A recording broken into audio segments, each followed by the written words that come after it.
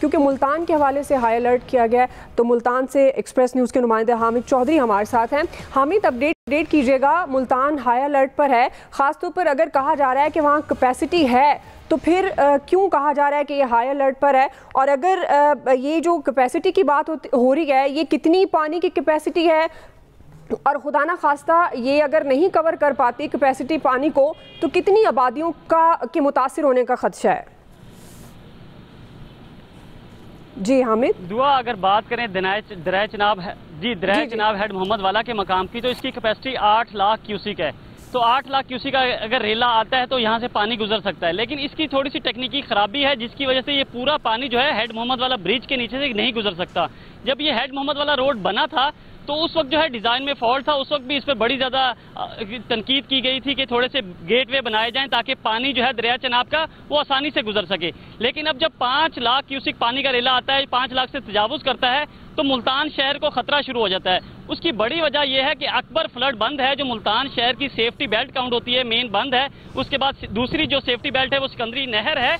तो अकबर फ्लड के बंद के बाद जब पानी जमा होना शुरू हो जाता है तो वो मुल्तान शहर के लिए खतरा शुरू हो जाता है। इस वजह से मुल्तान जो हेड मोहम्मद वाला रोड बनाया गया 2010 में, तो उसके बाद हेड मोहम्मद वाला को ब्रीच करके दरिया चनाब का ही पानी दूसरी तरफ मुंतकिल किया जाता है। अगर ओवरऑल बात करें तो 140 मुआवज़ात हैं जो कि इस दरिया चनाब के बड़े सैलाबी रेले से मुतासिर होने जा रहे हैं। तकरीबन 100 के करीब देहात जो हैं वो ज़ेरे आब आ चुके हैं, जो कि बंद बोसन से लेकर हेड मोहम्मद वाला तक हैं, जबकि हेड मोहम्मद वाला से आगे शेरशाह तक अभी बहुत सारे बेट के इलाके ऐसे हैं, बस्तियां ऐसी हैं जहां लोग अभी तक आबाद हैं, वो बाहर नहीं आ रहे। लोगों के शिकवे ये हैं कि ज़िला इंतज़ामिया ने इंतजाम किए हैं, लेकिन उस तरह इंतजाम नहीं किए जिस तरह किए जाने चाहिए थे। क्योंकि आज सुबह सवेरे से हम पूरे इलाके में घूम फिर रहे हैं, लोगों की रिपोर्टिंग की।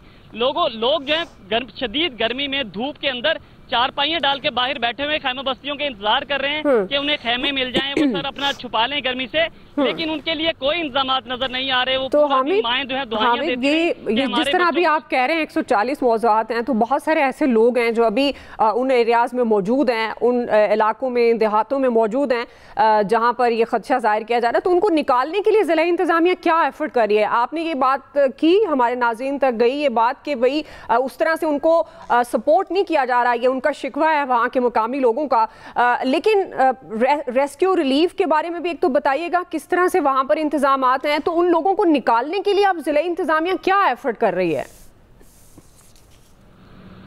जी हाँ, देखिए हमने ज़िला इंतज़ामिया से भी बात की, लोगों से भी बात की। लोगों का जो मसला ये है कि लोग कहते हैं हमारे पास ज़िला इंतज़ामिया का बड़ी कश्तियाँ नहीं हैं, रेस्क्यू 1122 लोगों को तो ले आते हैं, लेकिन इन लोगों के मसाइल ये हैं कि इन लोगों के जानवर अंदर हैं, माल मवेशी अंदर के साथ साथ घरों का सामान अंदर है, जिसमें सामान लाने के लिए उनको बड़ी कश्तियाँ चाहिए होती हैं। तो बड़ी कश्तियाँ ज़िला इंतज़ामिया के पास है नहीं, लेकिन वो लोग बज़िद हैं।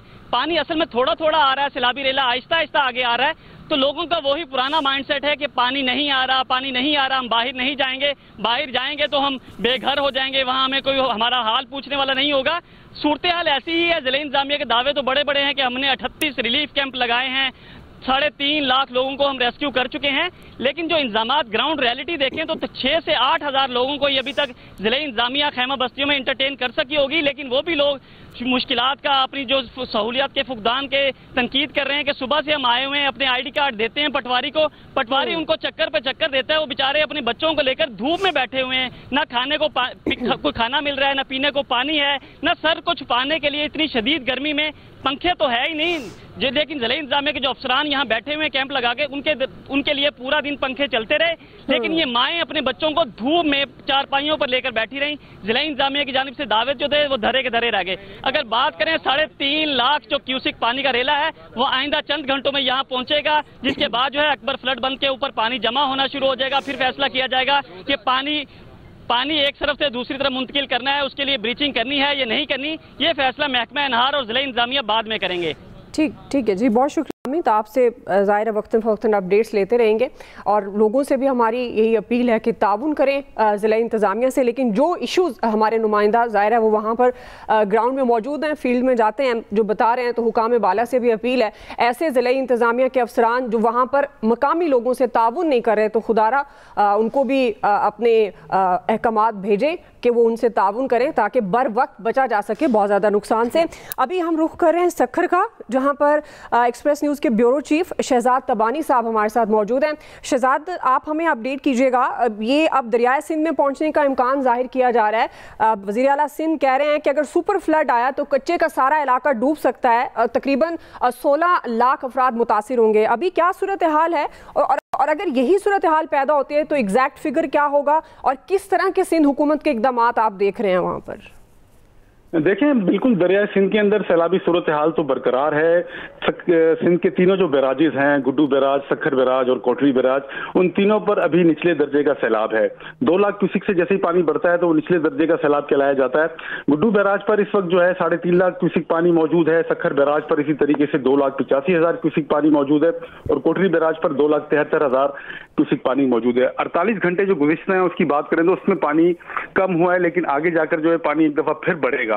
वज़ीर आला सिंध कल खुद यहाँ पर आए थे, तीनों बैराजिस का उन्होंने अपने सूबाई वज़रा के हमरा दौरा किया है और जैसे ही वो दौरा करके गए हैं तो उसके बाद जो इंतजामात का जायजा हम ऐसे लगा सकते हैं कि घोटकी के शेंगबंद का जैसे ही उन्होंने दौरा किया तो उसके बाद वहाँ की जिले इंतजामिया ने जो रिलीफ कैंप लगाए थे वो उखाड़ दिए, खत्म कर दिए। बिल्कुल ऐसा लग रहा था कि वहाँ पर कोई भी रिलीफ कैंप नहीं है, वो सिर्फ और सिर्फ वज़ीर आला को दिखाने के लिए कैंप लगाया गया था। इससे आप अंदाजा लगा सकते हैं कि हमारी कितनी तैयारी है सैलाब के लिए।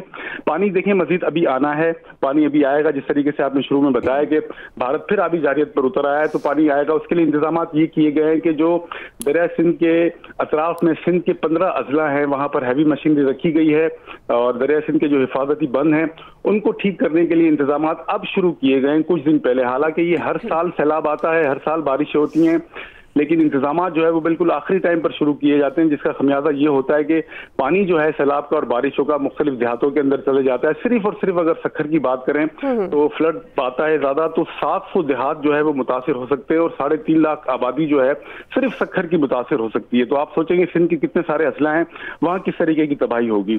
कबीलाई झगड़े चल रहे हैं देहातों के अंदर, इस वजह से वहाँ के लोग जो है नकल मकानी करके पक्के की तरफ आ नहीं रहे। ये एक बहुत बड़ा मसला है कि वहाँ के लोग निकलने के लिए तैयार नहीं है, ये एक बड़ा मसला हो सकता है। जी दुआ जी। तो शहजाद तबानी से मेरा आखिरी सवाल ये है कि खासतौर पर ज़ाहिर है जिस तरह आप बात भी कर रहे हैं लोगों का ताउन तो बहुत ज़रूरी है, लेकिन अब संगीन असरात मुरतब ना हो, क्या इंतजाम आप वहाँ पर मुकामी इंतजामिया के देख रहे हैं, सिंध हुकूमत के?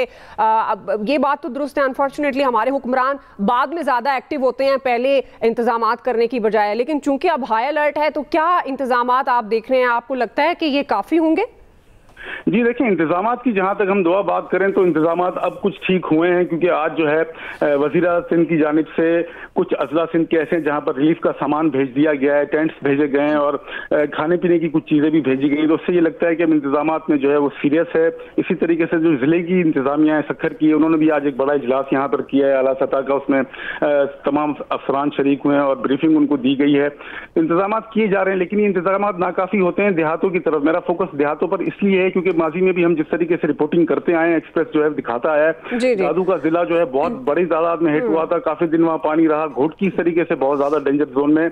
सिंध हुकूमत खुद कह चुकी है कि बहुत सारे हसास मकामात हैं, बंद जो है वो कमजोर हैं, तो खुदा ना खास्ता अगर बड़ा आता है, सुपर फ्लड आता है, तो 9 लाख तक पानी जाता है, तो हाँ जी वो मुश्किलात में इजाफा होने लग सकता है। ठीक है जी, बहुत शुक्रिया।